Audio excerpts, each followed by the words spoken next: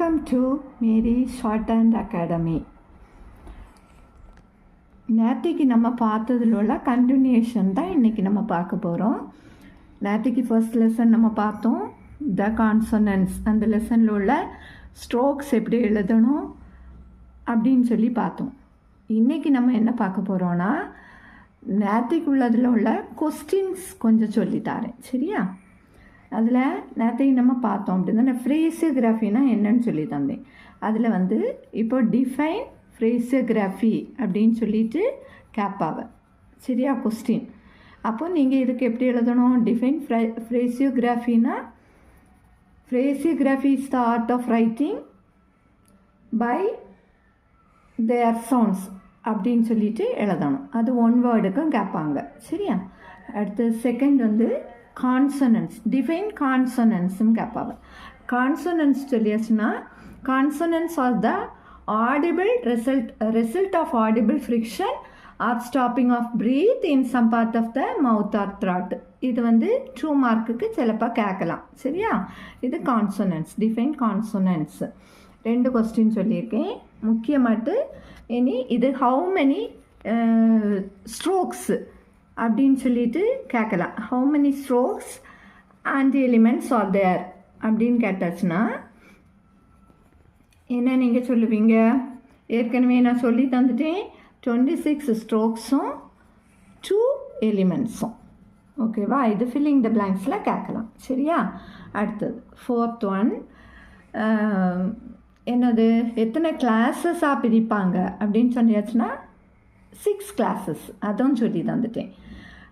இது இவ்வளவும் இந்த லெசனில் வரக்கூடிய கொஸ்டின்ஸு. இதில் இது ஒன்று ஃபோனோகிராஃபி, இன்னொன்று கான்சனன்ஸ், இன்னொன்று how many strokes and elements, அது கேட்கலாம். இது இவ்வளோ தான் இதில் முக்கியமாக இருக்கும், சரியா? இனி நெக்ஸ்ட்டு கிளாஸ் பார்ப்போம். சாப்டர் 2. ஓகேவா? சாப்டர் 2 இது வவல்ஸ். ஃபர்ஸ்ட் லெசனும் செகண்ட் லெசனும் தான் நமக்கு ரொம்ப இம்பார்ட்டன்ட். அந்த ரெண்டும் நல்ல பேசிக்கில் நல்லா புரிஞ்சிச்சுன்னா அதுக்கு பிறகு நீங்களாகவே எல்லாமே ட்ரை பண்ணி எழுதிடலாம், ஓகேவா? இதில் வவல்ஸ் ஃபஸ்ட்டு வவல்ஸ்னால் என்னன்னு நான் சொல்லிடுறேன். இந்த வவல்ஸ்ன்னு சொல்லுது, இது ஒரு டிஃபைன் வவல்ஸ்ன்னு கேட்டாச்சுன்னா இந்த கொஸ்டினை எழுதிடலாம். இது மவுத் passage. If the mouth passage is left so open, is left so open as not to cause audible friction.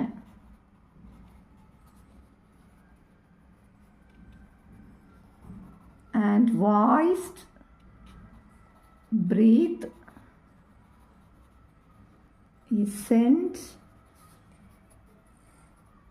through it. We have a vowel. இதுதான் வவ்வலுக்குள்ள டெஃபினிஷன். இது கட்டாயம் வரும், சரியா? அடுத்தது இனி நம்ம பார்க்க போகிறது வவ்வல்ஸ் உள்ள சவுண்டு. எத்தனை சவுண்ட் உண்டு, எத்தனை அட்டு பிரிக்கலாம் அப்படின்னு சொல்லிட்டு, சரியா? இதுக்கு ஃபஸ்ட் என்னென்னா லாங் வவல்ஸ், அதுக்குள்ள பிளேஸு ஷார்ட் வவல்ஸ், இதுக்குள்ள பிளேஸ். இது இப்படியே இருக்கட்டு, நீங்கள் இங்கே வந்துடும். அது நான் இப்போ சொல்லி தருவேன் திரும்ப. இப்போ இந்த லாங் வவல்ஸ் நம்ம படித்தோம் இல்லையா? இப்போ ஒரு ஸ்ட்ரோக்கு, இப்போ பீன்னு சொல்லுது ஒரு ஸ்ட்ரோக்குன்னு சொல்லி தந்தேன். இவ்வளோ நேரமாக நான் எப்படி சொன்னேன்? இந்த லைனில் இப்படி எழுதணும்னு சொன்னேன், சரியா?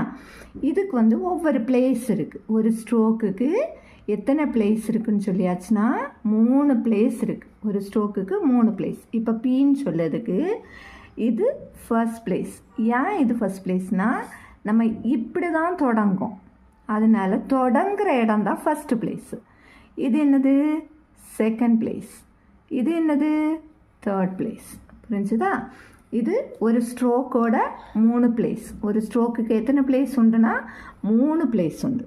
இனி இதே ஸ்ட்ரோக்கை நீங்கள் எப்படி பார்க்கணுன்னா, இப்போ நான் எழுதுகிறேன் first place, second place, third place சொன்னேன், அப்படி தானே? இந்த ஃபஸ்ட் பிளேஸை நீங்கள் எங்கே எழுதணும்னா இந்த லைனுக்கு மேலே எங்கே நிற்கிது பார்த்துக்கோங்க, இங்கே இடம் இருக்கும்.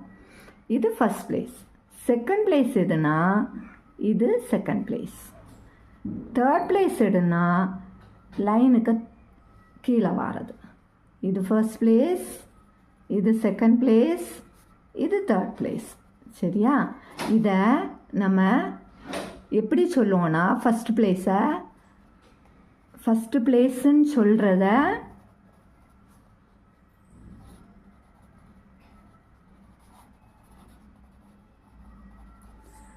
above the line. என்ன சொல்லுவோன்னா above the line. ஃபஸ்ட் பிளேஸை above the line, செகண்ட் பிளேஸை